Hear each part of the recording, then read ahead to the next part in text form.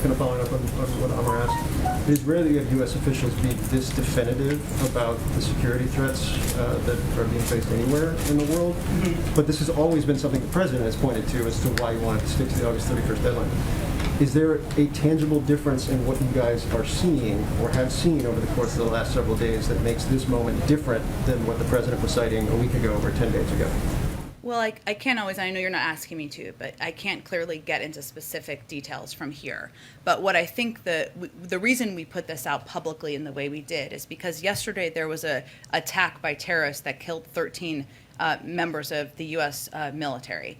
And it's important for us as the government to be clear about what threat our U.S. forces are facing on the ground as they continue to implement the mission.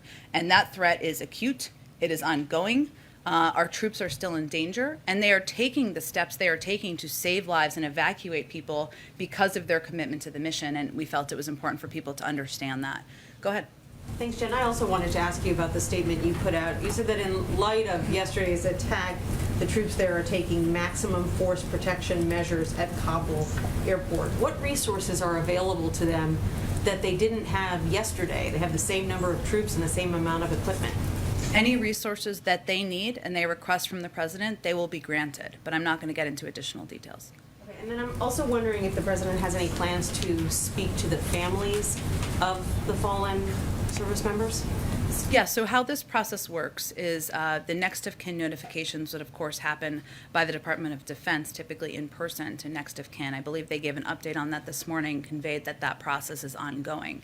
The president wouldn't then make a call or reach out until that process is completed. And it would be up to the next of kin and the families to determine if they are prepared to receive a call from the President of the United States. And I think it's important to note that this may be the worst day of their lives, and they may or may not feel they're ready to talk to the United States or they want to talk to the President of the United States, and that's their choice. But I expect once any calls are completed, we'll provide you all an update. Great. And then finally, I want to know if the White House has any reaction to the swath of Republican lawmakers who are now calling on the president to resign over this?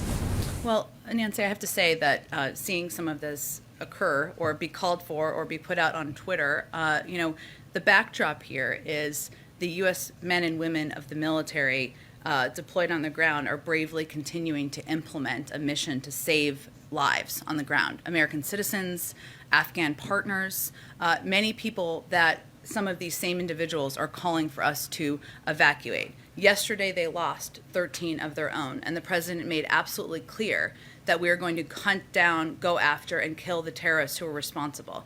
Everyone should be supportive of that. So you're saying now is not the time for politics? Correct.